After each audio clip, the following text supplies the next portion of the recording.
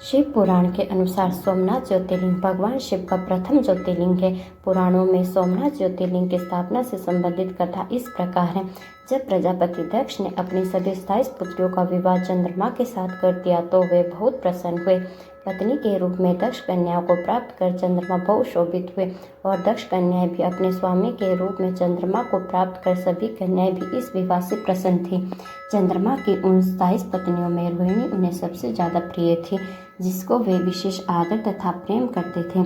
उनका इतना प्रेम अन्य पत्नियों से नहीं था। चंद्रमा की अपनी तरफ उदासीनता और उपेक्षा को देखकर रोहिणी के अलावा बाकी दक्ष पुत्रियां बहुत दुखी हुई।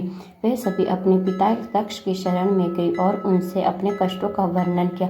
अपनी पुत्रियों की व्यथा और चंद्रमा के दुर्व्यवहार को सुनकर दक्ष भी बड़े दुखी हुए।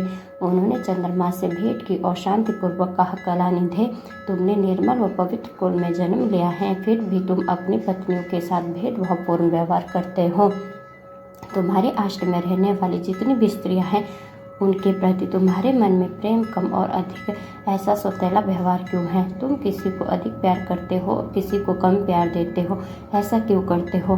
अब तक जो व्यवहार किया है वह ठीक नहीं है, फिर अब आगे ऐसा दुर्व्यवहार तुम्हें नहीं करना चाहिए। जो व्यक्ति आत्मनिजनों के साथ विषमतापूर्ण व्यवहार करता है उसे नरक में जाना पड़ता है।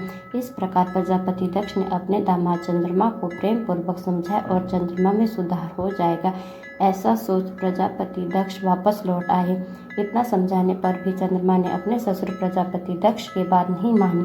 रोहिणी के प्रति अतिशय आसक्ति के कारण उन्होंने अपने कर्तव्य की अवहेलना की तथा अपने अन्य पत्नियों का कुछ भी ख्याल नहीं रखा और उन सभी से उदासीन रहे। दोबारा समाचार प्राप्त कर प्रजापति दक्ष बड़े दुखी हुए। वह पुनः चंद्रमा के पास आकर उन्हें उत्तम नीति के द्वारा समझने लगे। दक्ष ने चंद्रमा से न्योचित बर्ताव करने की प्रार्थना की। बार बार आग्रह करने पर भी चंद्रमा ने अवहेलना पूर्वक जब दक्ष की बात नहीं मानी, तब उन्होंने चंद्रमा को शाप दे दिया। दक्ष ने कहा कि मेरे आग्रह करने पर भी तुमने मेरी अवज्ञा की, इसलिए तुम्हें क्षय रोग हो जाए। दक्ष द्वारा शाप देने के साथ ही क्षण भर में चंद्रमा क्षय रोग से ग्रसित हो गए। उनके क्षीण होते सर्वत्र हाहाकार मच गया। सभी देवगण तथा ऋषिगण भी चिंतित हो गए, परेशान। चंद्रमा ने अपनी अस्वस्थता तथा उसके कारणों की सूचना इंद्र आदि देवताओं तथा ऋषियों को दी। उसके बाद उनकी सहायता के लिए इंद्र आदि देवता तथा वशिष्ठ आदि ऋषिगण ब्रह्मा जी की शरण में गए।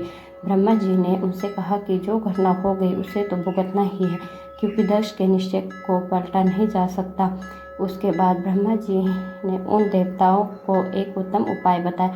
ब्रह्मा जी ने कहा कि चंद्रमा देवताओं के साथ कल्याणकारक शुभ प्रभास क्षेत्र में चले जाए। वहाँ पर विधि पूर्वक शुभ मृत्युंजय मंत्र का अनुष्ठान करते हुए श्रद्धा पूर्वक भगवान शिव की आराधना करें।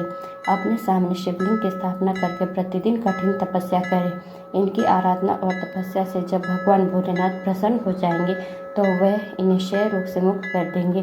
पितामह ब्रह्मा जी की आज्ञा को स्वीकार कर देवताओं और ऋषियों के संरक्षण में चंद्रमा देव मंडल सहित प्रभास क्षेत्र में पहुंच गए। वहां चंद्रदेव ने मृत्युंजय भगवान की अर्चना, वंदना और अनुष्ठान प्रारंभ किया।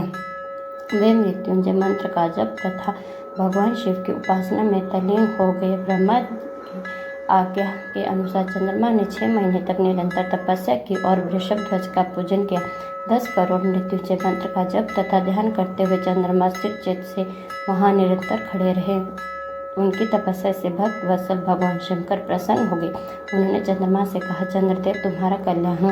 तुम जिसके लिए यह कठोर तप कर रहे हो उसे अपनी अभिलाषा को बताओ। मैं तुम्हारी इच्छा के अनुसार तुम्हें उत्तम वर प्रदान करूँगा। चंद्रमा ने प्रार्थना करते हुए कहा, विनयपूर्वक कहा, देवेश्वर, आप मेरे सब अपराधों को क्षमा करें और मेरे शरीर के इस क्षय रोग को दूर कर दें। भगवान शिव ने तपस्या से प्रसन्न होकर चंद्रदेव से वर मांगने के लिए कहा।